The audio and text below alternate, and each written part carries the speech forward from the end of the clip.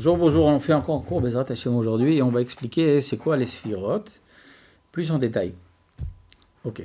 Maintenant, on a déjà expliqué dans les cours précédents comme quoi on a 10 sphirotes. Donc ces 10 sphirotes se séparent en deux parties. On a une partie haute, Chokhma, Bina et Dat, et le Keter au-dessus, okay, qui font partie de la tête, comme on a déjà cité. Et on a une partie basse. C'est quoi? Les 7 sphirotes qui sont en dessous des sphirotes de Dat. Ouais, c'est quoi? Chesed, la main droite. Gvura, main gauche, Tiferet, le tronc, Netzachot, c'est les deux jambes, droite et gauche, Yesod, c'est la haute brite, donc le membre. Après ça, la Malchut, c'est ce qui est la partie au-dessus du Yesod, la partie au-dessus du Yesod, ou la femme. Comme on a déjà expliqué, il y a deux particularités à la Malchut. Ok. Maintenant, concernant ce qu'on a dit, qu'est-ce que c'est ces midot? Et quel rapport avec nous maintenant? On a déjà cité donc, dans les cours précédents comme quoi tout le but des 613 mitzvot, c'est de faire le tikkun, la réparation de notre trait de caractère. Je traduis soit dans les exemples que Rabbi Chaim Vital nous dit dans Etzraïm. En d'autres termes, il y a ce qu'on appelle Jvirat Akelim. C'est quoi Jvirat Akelim? Jvirat Akelim, traduction littérale, ça veut dire que les ustensiles se sont cassés. Ok. Le fait de se casser, ça veut dire quoi? C'est quoi un ustensile? Maintenant, Baruch Hashem, ici par exemple, j'ai un verre. Un ustensile est fait pour prendre. Ok? Maintenant, qu'est-ce qu'il prend? Ce qu'il y a dedans. Par exemple, si maintenant je veux mettre du café, la lumière par rapport à l'exemple, c'est quoi? C'est le café. Et l'ustensile, c'est le fait de prendre. Ok. Maintenant, ça, c'est point de vue exemple. On va expliquer ça plus en détail. Donc, une lumière, traduction littérale, d'après la Kabbalah, c'est les kiffs.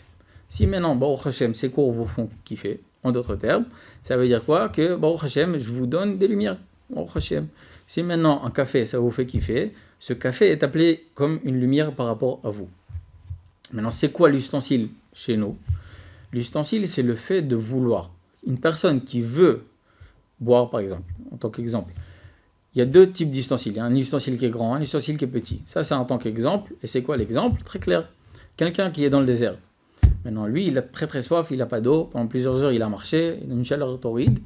Et après, Baruch Hashem, quelqu'un lui donne une bouteille d'eau et il boit. Ok, ça c'est un premier exemple. Deuxième exemple, moi par exemple, que Baruch Hashem, j'ai bu il y a quelques minutes.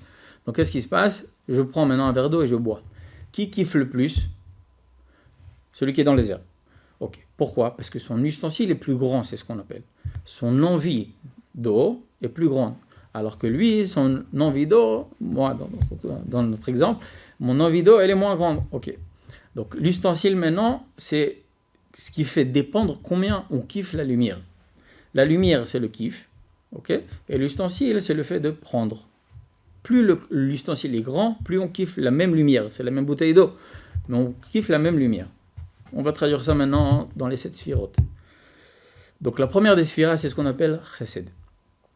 Donc toutes ces sphirotes, il faut savoir comme quoi il y a ou du bon ou du mauvais, comme on a déjà cité dans les cours d'avant. Donc on a Baruch Hashem, cette sphira en bon et en mauvais. C'est quoi le bon de la sphira ta chesed? Chesed, comme on a déjà cité, c'est le fait d'aimer. Maintenant, aimer qui? Plusieurs possibilités. Déjà de un, l'amour basique, on va dire ça comme ça, c'est l'amour divin. Baruch Hashem, j'aime Dieu. Après ça, ça se découle au fait d'aimer le peuple d'Israël. Pourquoi? Parce que le peuple d'Israël et Dieu, c'est un. Et après ça, ça se découle aussi au fait comme quoi Dieu, il nous a donné des conseils. Où ça? Dans sa Torah. Donc si maintenant j'aime Dieu, alors j'aime sa Torah. Ok, donc maintenant le fait d'aimer Dieu, ça se découle aussi en deux catégories qui sont en dessous. C'est quoi? Le fait d'aimer donc, et les autres personnes et le fait d'aimer la Torah. Maintenant tout ça, aimer, c'est quoi? C'est le fait de donner. Donc donner et aimer, ça va ensemble. Si maintenant il dit j'aime ma femme, mais tout ça il fait que pour lui-même parce qu'elle est belle par exemple, alors ça c'est pas vraiment de l'amour.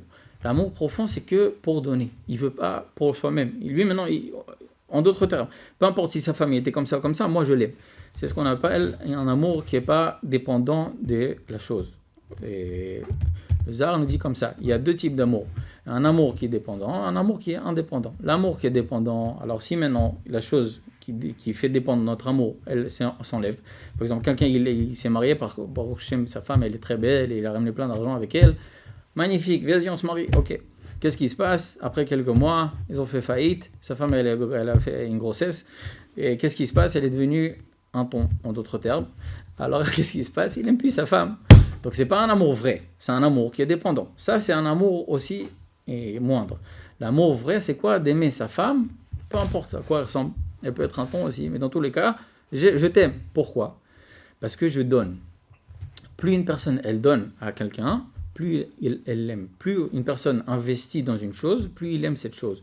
En tant qu'exemple qu'on a donné à plusieurs reprises, si maintenant quelqu'un, Baruch Hashem, il aime sa voiture, c'est un exemple un peu tordu, ouais, mais il y a des personnes qui sont comme ça, ils aiment bien tuner leur voiture, alors il investit plein d'argent, en d'autres termes, pour changer les spoilers, etc., etc., et Baruch Hashem, il a une bête de voiture. Ok, parfait. Maintenant, cette voiture, il aime. C'est pas une voiture. Et si maintenant quelqu'un, admettons, il ramène exactement la même voiture, mais c'est pas lui qui l'a investi. Il s'est pas investi à construire, comment réfléchir, qui, quoi, comment. Il n'aimerait pas autant. Pourquoi? Parce que là, il a donné de soi-même pour construire cette voiture. Maintenant, pareil dans le couple. Si quelqu'un, il donne à sa femme, plus il donne, plus il aime sa femme. Ça, c'est la sphira du chesed.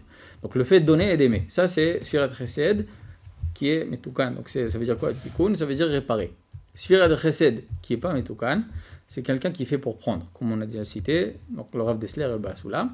Donc il fait pareil, donc il aime sa femme, il se marie, mais pour soi-même. Pourquoi? Parce qu'elle est belle, etc., etc. Donc c'est un amour qui est dépendant. Pareil maintenant pour Dieu. Quelqu'un, il peut aimer Dieu, d'après les deux exemples du Zohar. Pourquoi? Parce que Dieu, il me donne des enfants, il me donne la parnassa, donc je t'aime, il fait meurtre. Maintenant, si Dieu, il enlève les enfants et la parnassa, est-ce que tu aimes Dieu? S'il dit, alors ça veut dire qu'il n'aime pas. Quelqu'un qui est prouvé, maintenant, est-ce qu'il aime Dieu ou pas? Comme Abraham Avinu, Abraham, Amoudad Chesed, qui s'appelle aussi, comme c'est marqué dans le Sfirat Chesed. Donc c'est pour ça que Dieu, il a éprouvé où ça? Dans la Kedat Yitzhak, l'épreuve qu'il a eue avec Yitzhak. Vas-y, donne ton fils maintenant, est-ce que tu es prêt? Aïe, aïe, aïe, Shem Ishmor, on ne veut pas séditionnante, mais il faut savoir comme quoi, tout ce qu'on a, c'est Dieu. Ok, donc Dieu, il fait ce qu'il veut sur terre. À partir du moment où on arrive à un amour divin parfait, c'est un amour qui n'est pas relié avec ce qui se passe sur terre, et là, j'aime Dieu, comme ça, sans raison. Ok, ça c'est un amour parfait. Ok, ça c'est la sphira du chesed. Donc, quand on a fait la réparation, sphira du chesed, on aime Dieu, on aime son prochain, et tout ça on fait pour donner. On a déjà vu comme quoi il y a trois façons d'expliquer aussi, c'est quoi le chesed nafoul. Nafoul, ça veut dire tomber, casser en d'autres termes. Donc un ustensile, comme on l'a dit, c'est le fait de prendre. Casser, pourquoi casser? Parce qu'il s'éloigne de Dieu. Donc c'est les mondes inférieurs. Je mets ça entre parenthèses, mais attention, on essaie d'expliquer ça dans les cours d'après. Donc dans les mondes de la Bria, Yetzira, Asiya, il y a des ustensiles cassés. Dans le monde de la Tzilut, c'est que des lumières. Entre parenthèses. Maintenant, on expliquera après Bezrat Hashem. Donc qu'est-ce qui se passe? Maintenant, si la sphira du Chesed, elle est par exemple dans le monde de la Bria, ça veut dire quoi? Quelqu'un, il a un Nisayon d'aimer une chose interdite dans son cerveau. Pourquoi? Parce que le monde de la Bria est par rapport aux lumières de la Neshama qui est dans le cerveau.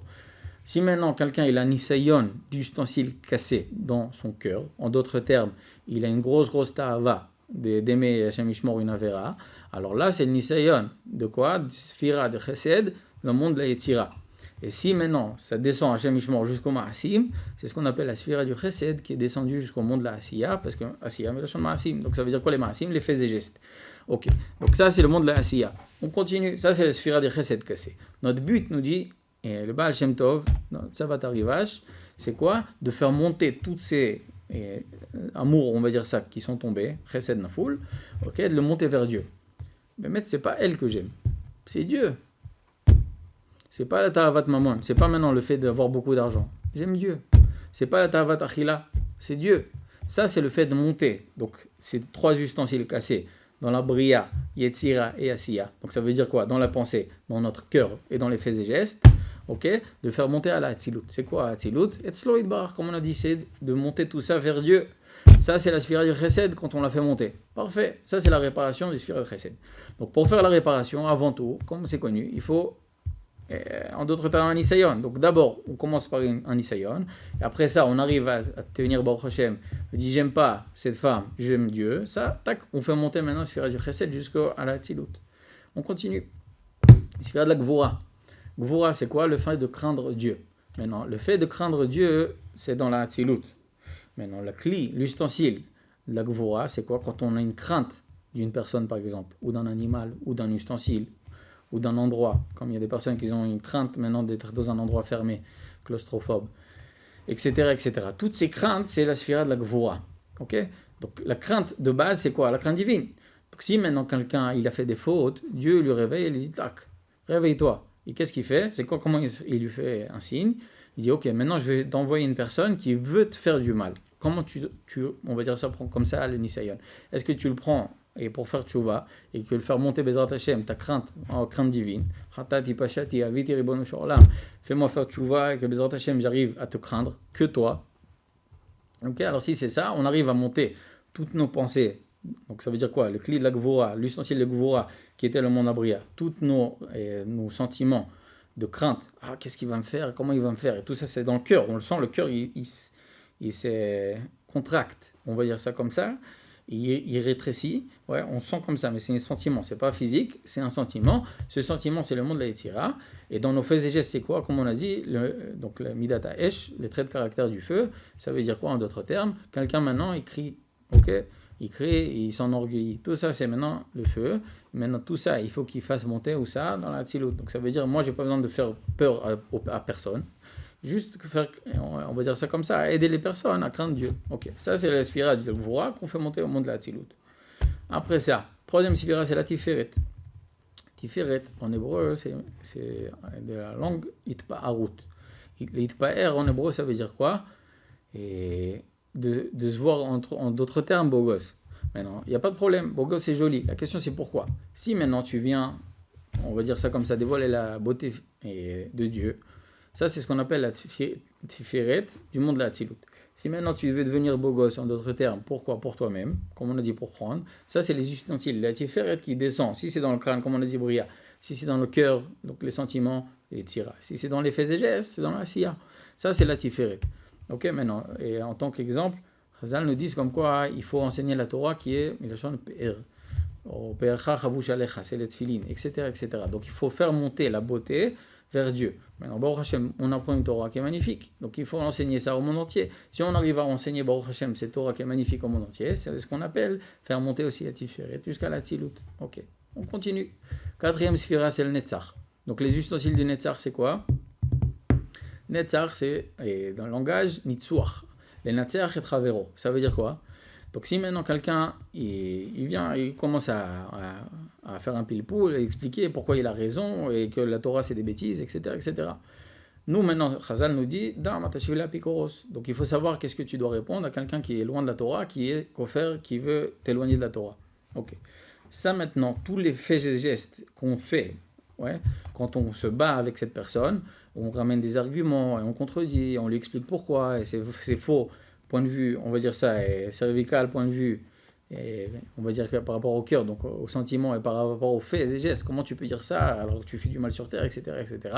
Ça, c'est ce qu'on appelle la sphira des Netzach. Maintenant, ces sphira des Netzach, ça veut dire quoi les Netzach et à travers? Ça veut dire quoi? Gagner son prochain pour le convaincre que la volonté divine, c'est la vraie volonté. Ok, ça c'est une partie du Netzach, il y a plusieurs parties, on ne va pas rentrer ça dans les détails pour l'instant. Entre parenthèses, Chazal nous dit comme quoi Dieu aime bien qu'on le convainc, pourquoi maintenant il faut nous donner. Donc ça c'est quoi? Ça veut dire quoi? Même quand quelqu'un maintenant il prie Dieu, il y a plusieurs, on va dire plusieurs degrés. Donc le fait de prier Dieu, ça veut dire quoi? Ribono Shalom, donne-moi la parnassa. Ok. Ou il y a une deuxième façon de le convaincre pourquoi c'est bien pour toi, tu es la parnassa. Si maintenant tu arrives à arriver à un degré de le convaincre pourquoi c'est bien de te donner la parnassa, alors là, Dieu, il sera plus, on va dire ça comme ça, et il va plus recevoir ta tefila. Je vais donner un exemple sur terre. Si quelqu'un maintenant, un bon ami à toi, il dit, écoute, j'ai un bête de business, viens on investit ensemble, toi tu mets $100,000, moi je mets $100,000, et on fait un bête de business. Ok, il y a une première façon de convaincre, donc on m'a dit que son copain c'est quoi? Il dit, ok, vas-y, et fais avec moi, et tous les jours il dit, vas-y, fais avec moi, le business, fais avec moi. Maintenant il prend la tête, il dit exactement les mêmes mots tous les jours. Ça c'est la première façon de convaincre. Mais il n'a pas convaincu. Pourquoi? Parce qu'il dit la même chose. Deuxième façon, c'est d'expliquer à son copain pourquoi ça vaut le coup pour toi d'investir avec moi tes $100,000. Maintenant, il lui donne l'explication, regarde comment lui il a gagné, lui aussi, le marché il est comme ci, il est comme ça par rapport à la corona, avec la guerre, etc. etc. Donc il arrive à convaincre son copain pourquoi pour lui ça vaut le coup. Nous dire Chazal par exemple, dans le Midrash, comme quand Moshe Rabbeinu il a fait 515 tfilot, ouais, il a prié 515 fois. Shira, comme c'est marqué. Okay. Il a prié 515 fois, et s'il prie encore une fois, alors il serait rentré en terre d'Israël. Dieu a dit, il ne prie pas. Pourquoi? Parce que moi, je veux que tu restes en dehors de la terre d'Israël. Et c'est tu. Maintenant, il nous dit, Chazal, comment il a prié? Fais-moi rentrer en terre d'Israël, fais-moi rentrer... Non. Nous dit Chazal comme quoi 515 arguments pourquoi c'est bien pour toi, Ribono Shel Olam, que moi je rentre en terre d'Israël. Ça c'est Chazal, premièrement. Deuxième exemple, nous dit la Tfila de Chana. Chana nous dit, la Gemara dans Masechet Brachot, dans le traité Brachot, un argument que Chana nous dit là-bas, la Gemara, c'est comme ça. Il y a ce qu'on appelle une mitzvah de la sota. C'est quoi la sota? Quelqu'un maintenant, Hashem Yishmor, et une femme que son mari craint comme quoi elle a fait l'adultère. Alors son mari, si maintenant il craint comme quoi il a fait l'adultère, il y a une mitzvah de prendre cette femme au Beth Amikdash et de prendre une partie de la terre Shama qui est vers le Beth Amikdash, le mettre ça dans l'eau, d'écrire la parashat sota, le effacer dans l'eau avec le nom de Dieu comme c'est connu, etc. Après ça, de faire boire la sota. Et si maintenant elle a fait l'adultère Hashem Yishmor, cette eau, mais à Marim, c'est ce qu'on appelle, elle gonfle dans son ventre et Hashem explose, son ventre il explose. Et sinon, c'est marqué Chazal dans Midrash Tanchuma, c'est marqué comme quoi, si elle ne veut pas avoir d'enfants, elle sera enceinte. Et elle aura des beaux enfants, classe, kitzo. Donc ça vaut le coup. Nous dire, Hana, écoute, comment maintenant je te convainc Dieu? Si maintenant tu ne me donnes pas d'enfant, toi-même t'as dit comme quoi si quelqu'un, son mari, Hashem Yishmor, et il craint comme quoi elle a fait l'adultère, alors tu es obligé de lui donner des enfants. Si tu ne me donnes pas d'enfants, Hana a dit Dieu, si tu ne me donnes pas d'enfants, alors moi je vais me cacher avec un homme Hashem Yishmor, mon mari est en crainte, il va me donner un mari, et donc l'eau amère, et si maintenant, Baruch Hashem, vu que j'ai pas fait de faute, alors Bezrat Hashem, j'aurai des enfants. Et comme ça, Chazal nous dit comme quoi Baruch Hashem il a un enfant. Ça, c'est ce qu'on appelle la sphira du Netzach. Donc, gagner Dieu, mais dans la tfila. Maintenant, la tfila, c'est sphira de Malchut. Donc, Netzach de Malchut, je ne vais pas rentrer dans ça, dans les détails, mais on verra dans les cours prochains. Ok, on avance. Sphira de Netzach, donc on est sphira de Netzach, c'est quoi? Le fait de gagner son prochain pour le bien, pour faire du bien sur terre. Où on avance. Et sphira de la Od, c'est quoi Od? Nous dit Chazal, deux points de vue. Premier point de vue, c'est quoi? Les Odot, l'Hashem. Donc ça veut dire quoi? Remercier Dieu. Baruch Hashem, merci Dieu que tu m'as donné ma femme, mes enfants, merci que tu m'as donné la parnassa, etc., etc. Ça c'est Sphira de Od, comme ça le Zohar il dit sur Yemé Odaya, que Dieu nous dit à Hanouka par exemple qu'on a 8 jours contre la Sphira de Od, de haut en bas, c'est la 8e Sphira. Pourquoi? Parce que c'est contre le Od, donc c'est pour ça qu'à Hanouka il y a 8 jours, et là-bas c'est marqué comme quoi c'est Yemé Odaya. Donc c'est pour ça que Dafka dans Modim, on doit rajouter ce qu'on rajoute là-bas à Hanouka, parce que tout le but, c'est quoi? C'est d'être modé l'Hachim, donc de remercier Dieu pour tout ce qu'il nous a donné. Ça c'est la première chose de Sphira de Od. Deuxième point, Sphira de Od, c'est la Shon et Idvadut. C'est quoi l'Idvadut? Yehuda, c'est marqué, pourquoi il s'appelle Yehuda? Aussi parce qu'il a fait le tikkun du Hod. C'est quoi les Hodot? Il a dit à Dieu, et elle a raison. C'est quoi l'histoire? Vous connaissez Baruch Hashem, vous avez appris le Tanakh. Qu'est-ce qu'il y a marqué maintenant dans la paracha?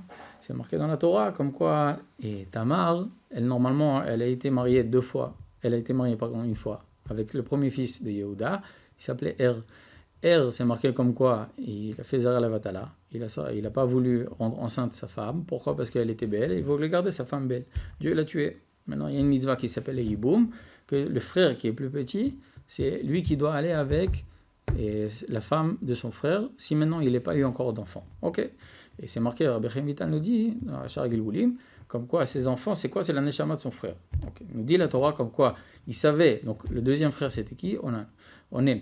Maintenant c'est marqué comme Onen, il savait comme quoi c'est Lolo Ia Zera. C'est pas lui qui sera, donc c'est Zera. Donc c'est pour ça que lui aussi il a fait, il a été Mashrit Zera Arta, en d'autres termes, ça veut dire qu'il a fait Zera la Vatala, il n'a pas donc mis sa semence dans Tamar. Ok. Adkan. Maintenant, qu'est-ce qui s'est passé? Yehuda, il a vu ça. Il a dit, ok, Adkan, attends maintenant, le troisième fils, il est trop petit. Attends, Bezrat Hashem, il grandit. Et après, Bezrat Hashem, on fait Mizvah d'Yiboum. Maintenant, elle n'a pas le droit d'aller avec personne, si c'est ça. Ok? Ça, c'est d'après la halacha avant Matan Torah. Ok? Maintenant, qu'est-ce qui s'est passé? C'est marqué comme quoi elle est restée là-bas plusieurs années. Elle a attendu. Et Baruch Hashem, le troisième fils, il a grandi. Et Yehuda, il n'a pas donné. Pourquoi? Parce qu'il a eu peur. Peut-être qu'il va mourir aussi. Ok? Tamar, elle a dit, Adkan. Elle a enlevé ses habits de Almana. C'est quoi Almana? Quelqu'un qui a Hashem Yishmor et son mari il est décédé. Ok? Donc c'est marqué là-bas dans la Gemara, comme quoi elle a enlevé ses habits et elle s'est cachée. Ok? Donc c'est pour ça comme quoi elle a enlevé ses habits, elle s'est cachée. Bon, je ne veux pas rentrer dans les détails, mais dans tous les cas, elle s'est cachée, elle s'est mise là-bas à côté de la fontaine et elle a entendu comme quoi Yehuda, donc c'est le beau-père, il est parti maintenant et après la mort de sa femme, il est parti à un endroit, elle s'est cachée là-bas, elle s'est fait comme une zona, donc ça veut dire en d'autres termes qu'elle s'est fait comme une prostituée, et c'est marqué là-bas comme quoi elle voulait faire avec lui. Donc c'est marqué là-bas comme quoi, et qu'est-ce que tu me donnes? Elle lui a donné, donc c'est marqué, il lui a donné, pardon, 3 choses, ok, en tant que signe. Donc, bon, pour l'instant, on ne va pas rentrer dans les détails. Après ça, donc, il a fait avec elle. Après ça, elle lui dit, ok, va chercher maintenant mes 3 signes, les 3 choses que je lui ai laissées, et donne-lui l'agneau comme je lui ai promis. Donc son shamash, Yehuda, il est parti, il n'a pas trouvé Tamar. C'est marqué qu'il est revenu, il a eu peur si tout le monde va savoir, parce qu'il dit qu'il n'y a pas de prout là-bas, il n'y a pas de prostituée dans cet endroit, et j'ai pas envie que tout le monde sache que je suis parti avec elle, etc. Donc il a une boucha. Ok. Après ça, c'est marqué comme quoi il a entendu Yehuda que Tamar, Hachem Ishmor, elle a été au vert, donc c'est sur le lave de ce qu'on a dit, comme quoi normalement elle devait être à son 3e fils, faire le boum. Elle n'a pas fait, elle est partie avec quelqu'un d'autre, donc elle est enceinte. Ok. Donc qu'est-ce qui se passe? Yehuda, elle a dit, Oti Yoav et Tisaref, sortez là, en d'autres termes, dans la rue, et qu'elle brûle. Ok. Ça nous dit comme quoi Tamar, elle a après ça envoyé à Yehuda les 3 signes. Ok. Et lui, il a vu ces 3 signes. Qu'est-ce qu'il a dit? Tzadka mimeni. Elle a raison. C'est moi qui a fait avec elle, donc elle ne doit pas mourir. Maintenant, il avait 2 possibilités. Ou d'avoir honte en face de tout le monde, ouais, et donc de dire elle a raison, ou au contraire, de se taire et de la tuer. Personne ne sait comme quoi il a fait avec une prostituée. Chazal a dit comme quoi, non. Et lui, Baruch Hashem, il a été modé. Les idvadot. Donc les sphira de Od, c'est quoi aussi les idvadot? Ça veut dire de dire à Dieu, tu as raison. Ratati pashati aviti, c'est moi qui ai fait des fautes et tu as raison. Ok, ça c'est la sphira de Od. 6e sphira, c'est la sphira du Yesod. Yesod, c'est quoi? Yesod, c'est comme on a déjà parlé, c'est le membre. Maintenant, ce membre, qu'est-ce qu'il fait sur terre? Il est mashpia, donc il donne un flux de lumière de haut en bas. Okay. Donc si maintenant Baruch Hashem, chaque homme sait comme quoi, et ce membre maintenant tout son but c'est quoi? C'est de donner des lumières. Okay. Donc Baruch Hashem, comme ça on arrive à faire des enfants, etc. etc. Maintenant pareil dans les mondes spirituels. Cette sphira de Yesod c'est quoi? Il y a plusieurs points, mais le Yesod, tout son but c'est le fait de donner à la sphira qui est en dessous, donc c'est la Malchut, qui est lui, elle c'est l'ustensile, et son but c'est de donner exactement ce que la Malchut elle a besoin. Donc il ne donne pas trop et pas peu, mais exactement ce qu'elle a besoin. Ça, c'est la Tiferet et le Yesod. Maintenant, pour l'instant, on parle du Yesod. Donc, le Yesod, maintenant, son but, c'est quoi? C'est de donner ce que la personne en face de nous a besoin. Par rapport à ce qu'elle a besoin, je lui donne. Ouais, comme on a expliqué, par exemple, le mitzvah de Tzedaka des Marsoro, comme on a dit dans le Rambam, dans les premiers cours, si je me rappelle bien. C'est quoi Tzedaka des Marsoro? Le fait de donner. Donc, la charité est par rapport à ce que le pauvre, il a besoin. Maintenant, le pauvre, c'est toujours la sphira du Malchut, c'est marqué qu'elle s'appelle Dala ve'Aniya. Elle est comme une pauvre qui a rien du tout. Hashem Ishmo. Ça, c'est la sphira du Malchut. Ok? Maintenant, la Tzedaka, nous dit le Rav Giktilia, Sha'arei Ora, c'est ce mot se sépare en 2 parties. Tzedek et Hei. Tzedek, c'est le Yesod. Comme c'est marqué dans le Pasuk, Tzadik, Yesod, Olam. Donc, un juste est appelé Tzadik. Ok? Et Hei, c'est la dernière lettre du nom de Shem Havaya, Yud Ke Vav Ke, et contre la sphira du Malchut. On verra Bezrat Hashem dans le prochain cours, mais c'est contre le Malchut. Donc quelqu'un qui maintenant, qui fait la Tzedaka en d'autres termes, ça veut dire qu'il prend le Yesod, il donne à la Malchut exactement ce qu'il a besoin. Ça, c'est la Tzedaka. Ça, c'est le Tikkun à Yesod, de donner exactement ce que le prochain a besoin. Maintenant, le Yesod, il s'appelle aussi Brit. C'est quoi les Chorot Brit en hébreu? C'est faire, on va dire ça comme ça, un accord. Ok? Et en tant qu'exemple, maintenant, si quelqu'un, il aime sa femme, alors ils ont des règles dans la vie. Baruch Hashem, toi tu fais Shmirat Enaim, moi aussi, Baruch Hashem, je ne regarde pas les autres hommes. Toi tu fais Shmirat Negiah, moi aussi je ne touche pas maintenant les autres hommes. Donc maintenant, le Brit, c'est quoi en d'autres termes? C'est un accord qu'on fait avec son prochain. C'est pas seulement avec la femme. Donc le Shmirat Brit, ça veut dire quoi en d'autres termes? Si maintenant on va dire ça comme ça, fait des accords entre nous deux, qu'est-ce qui se passe? On respecte tous ces accords qu'on a fait entre nous deux, c'est ce qu'on appelle Shmirat Abrit. Ok, ça c'est le Yesod. Yesod, donc on a dit, premièrement, Hashpa'a, deuxièmement, Itkashrut. Ça veut dire quoi Itkashrut? La sphira du Yesod, c'est la 6e des sphirot. La 6e lettre de l'alphabet hébraïque, c'est connu, c'est la lettre Vav. Le but du Vav, c'est Vav Achibur, c'est ce qu'on appelle, c'est de relier 2 choses. Donc, le fait de relier deux choses, il y a plusieurs particularités, mais on ne va pas rentrer dans les détails. En d'autres termes, ça veut dire quoi? Maintenant, par exemple, moi et toi, et c'est Vav. Et Adam ve Chava. Donc, Adam et Chava. Donc, le Vav, c'est Vav Achibour. Il reliait deux choses. Ça, c'est la sphère du Yesod qui relie deux choses. Maintenant, pour relier, comme on a dit, il faut se ressembler. Ceux qui se ressemblent s'assemblent, comme les Chazal nous disent aussi, mais ça, c'est en français. Ok, ce qui ressemble s'assemble. Donc il y a plusieurs façons de se relier. Pour l'instant, on ne va pas rentrer dans les détails. Ça aussi, c'est la sphère du Yesod, le fait de se relier. Maintenant, pour se relier, il faut donner, comme on dit, à la Malchut, celui qui reçoit. Ça, c'est la tikkun du Yesod. Okay. Si maintenant on fait ça pour nous, comme on a dit, c'est les ustensiles. Donc si maintenant on fait ça pour l'autrui, c'est la lumière. Donc le fait de monter, le fait de donner, on va dire ça comme ça, pas pour prendre et là que pour donner, c'est ce qu'on appelle le Yesod, la Hatzilut. Si on donne pour prendre, comme Chazal nous dit, comme quoi il y a des personnes, Kol Chesed de Avdin, les Garma ou de Avdin. Ça, c'est le Zohar qui dit comme ça. Rabbi Chaim Vital ramène ça aussi dans la Gnama du Yitzchaim, qu'il y a des personnes qui, tout ce qu'ils font, c'est pour eux-mêmes. Donc, même s'ils donnent, Kol Chesed Avdin, même s'ils font du Chesed, c'est pour donner, c'est pas pour donner, pardon, c'est pour prendre. Pourquoi? Parce que, je t'ai fait ça, alors toi aussi tu me dois faire ça. Ça, c'est pas du Chesed. Ça, c'est ce qu'on appelle Yesod, mais Kulkal. Pourquoi? Parce qu'il fait un accord, il donne, etc. Ça a l'air joli, mais Tachles, tout ça, pourquoi il fait? Pour lui-même. Ok. Donc c'est pas le tikkun du Yesod. Tikkun du Yesod, ça veut dire donner pour donner. Point bas. On avance. Dernière des sphirotes, on a déjà parlé de ça. Sphirat Adama, Malchut. Adama, c'est quoi? C'est la terre. Donc, nous dit Rabbi Chaim Vital que le tikkun de la Adama, c'est quoi? Atzlut, Atzvut. Atzlut, en hébreu, ça veut dire quoi? Liat Atzlan, c'est qu'il a la flemme. Atzvut, c'est le fait d'être triste. Donc les personnes qui sont mouchaches là-bas, qui sont de la racine là-bas dans Adam Rishon, ils ont beaucoup de mal de servir Dieu. Pourquoi? Parce qu'ils sont tristes, ils ont la flemme. Ok. Pourquoi? C'est un autre cours, Bezat Hashem. On verra ça en détail, mais en d'autres termes, maintenant on a résolu. Maintenant, c'est quoi le point de vue de la Malchut dans l'ustensile? Maintenant, c'est quoi la lumière de la Malchut? C'est le fait de, comme on a expliqué auparavant, le fait de dire comme quoi c'est Dieu le boss. L'Amlich et Hashem, Alenu. Comme on a dit, donc en d'autres termes, ça veut dire faire régner Dieu sur nous, et c'est lui le boss, donc il fait ce qu'il veut, et moi je m'écrase. Être humble, etc. Ok, Adkan. Donc on a vu, donc c'est quoi les 7 sphirotes?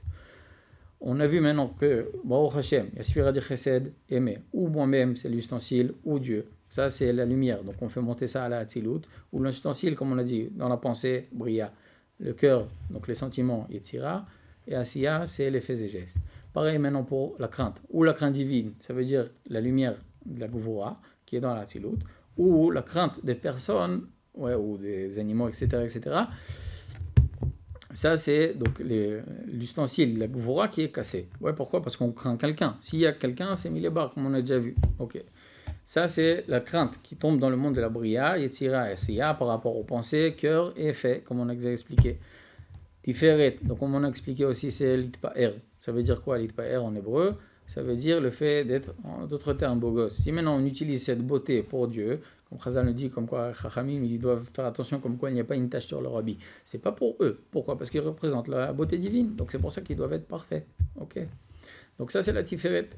Netzach, comme on a dit, c'est le fait de gagner, vaincre son prochain dans les marloquettes ou Dieu dans la Tfila. Après ça, Hod. Odaya Idvadut. Odaya, ça veut dire quoi? Remercier Dieu. Odaa, pardon. Ou Idvadut, c'est quoi?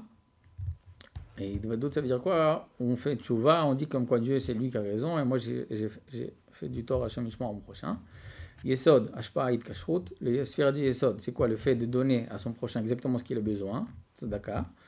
Et Id Kashrut, comme on a dit, c'est le fait d'Id Kasher, ça veut dire quoi? C'est de s'unir. Donc unir, comme on a dit, ça veut dire de ressembler à son prochain et lui donner, comme on a dit aussi.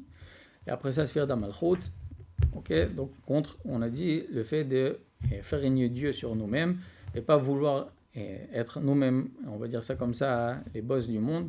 C'est que Dieu le boss et c'est ça notre but. Et comme on a dit aussi, les 7 sphirotes qu'on vient de citer sont par rapport aux 4 traits de caractère. Donc le chesed, c'est par rapport à l'eau. Donc toutes les ta'avot, comme on a dit, toutes les envies. Le feu, c'est par rapport à Sfirat HaGvura, Gava, Kas, donc le fait de... Donc on a dit de Gava, en hébreu, ça veut dire le fait de se la péter, en d'autres termes. Et moi. Et après ça, Kas, donc c'est les cris. Donc s'enorgueillir, le fait de crier sur son prochain. Ça vient de le cri, ça découle du fait de s'enorgueillir.